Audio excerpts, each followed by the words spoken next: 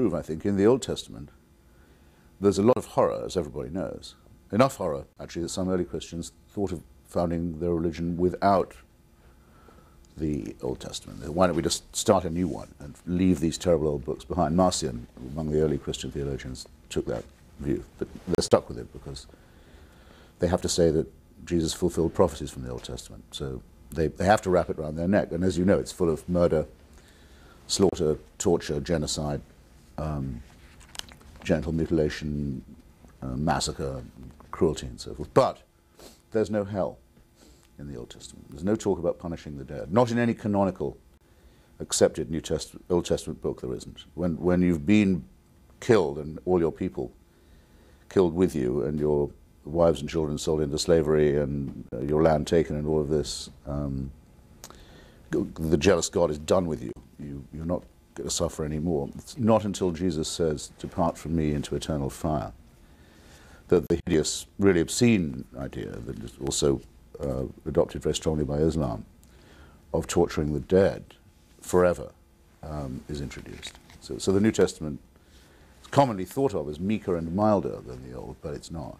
It's much nastier. I want to show some of the other books that Christopher Hitchens has written over the years. This is A Long Short War, The Postponed Liberation of Iraq, a rather short book about Iraq. A pamphlet, really. Pamphlet. Jimmy called.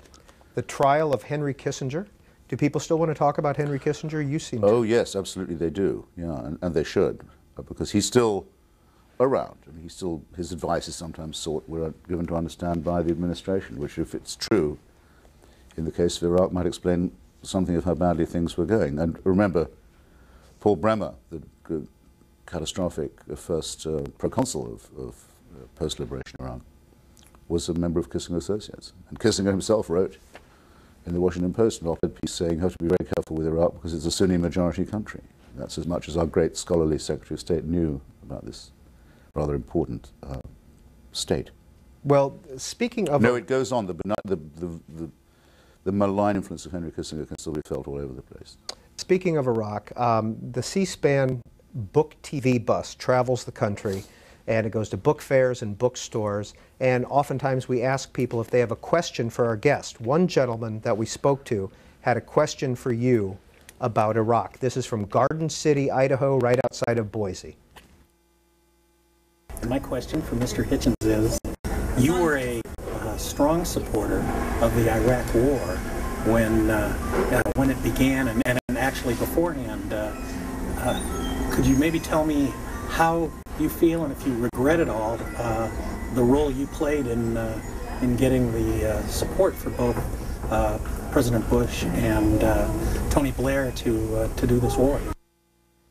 I regret more not having argued earlier and more forcefully, in particular in 1991, when my view of it was rather different anyway, that Saddam Hussein should have been removed earlier than he was. I mean, that's, if we're to have an inquest on the war, which I think we should, I agree with the gentleman about that, and a full accounting of what went wrong and how our statecraft failed us, then the inquest cannot begin with George Bush's intervention in 2003. The minimum, it must begin with the decision to leave Saddam Hussein in power in 1991. The so-called realist decision, Kissinger's friends, General Scowcroft, Lawrence Eagleburger,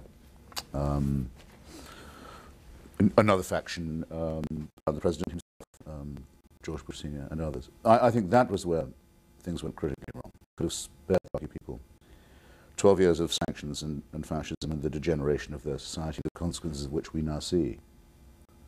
Another topic that you have covered in your books are the Clintons. And this is the same book, but it came out with two titles. No One Left to Lie To, The Values of the Worst Family, in paperback, and in hardback, No One Left to Lie To, The Triangulations of William Jefferson Clinton. Yeah, the pink one is actually a later and expanded edition, as well as a paperback version. There's an extra chapter in there, one on the politics of the First Lady, which is why she's back on the cover, and one which I hadn't been able to finish in time for the first one, wasn't sure I could ever finish, about the very important and never asked and never discussed question of whether or not the women who reported being raped by Mr. Clinton were telling the truth. Well, the only book you can read that discusses this question even is by me, and I've talked to three women who don't know each other's existence. And I would say that I was as sure as can be that they're telling the truth. So that's the difference. That's why you should get the pink one if you're strolling past a bookstore. Our guest is Christopher. More action-packed. Our guest is Christopher Hitchens, and our first call for him comes from Chicago. Yes, please, thank you.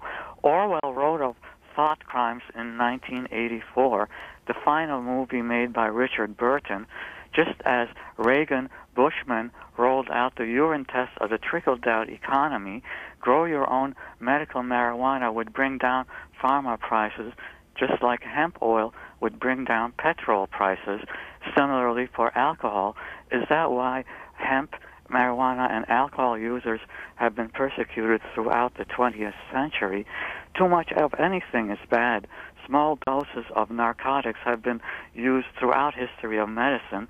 Less profitable therapies have been persecuted. All right, caller, what's your point? Well, I think he's made it, actually. Okay, all right. Though in a rather verbose way. Well, I mean, if he's asking me, do I favor the decriminalization of marijuana, the answer is obviously yes, and not just for medical reasons. Though the most striking thing about marijuana is its medical properties. It's well known to help people deal with the horrible results of chemotherapy, namely intense nausea, which prevents people from recovering by making them unable to digest or keep down food. And it's also, bizarrely, I don't know why this is, I'm not a physician, but it's a very useful treatment for glaucoma, which is a very damaging condition for the eyes. But I just think it's beyond the competence of the state to decide a question like this. That you can't hope for the government to be able to control what substance somebody puts in their own body. So even if I thought marijuana was a poison, I still would say, the government is not going to be able to stop people and shouldn't try. The marijuana user commits a victimless crime, and it's really horrific that we make room in our prison system for people who've done no more than that.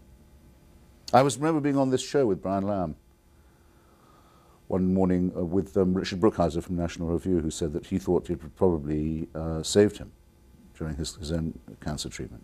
He, as a very strong social conservative, had to just go out onto the open market and get some marijuana to get him through. Well, Christopher Hitchens has appeared on our call-in shows about 33 times over the years. We want to show you a montage of those as we take this next call from Las Vegas. I'm sorry, we're taking this next call from New York City.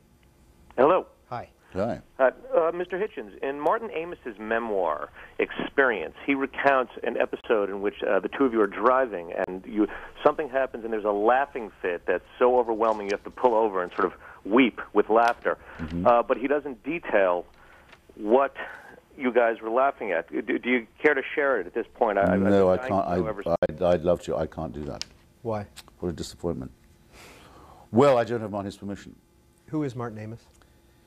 Martin Amos is a very brilliant English novelist and essayist, and is the son of Kingsley Amis, who I'm sure a lot of your viewers will know or will have read.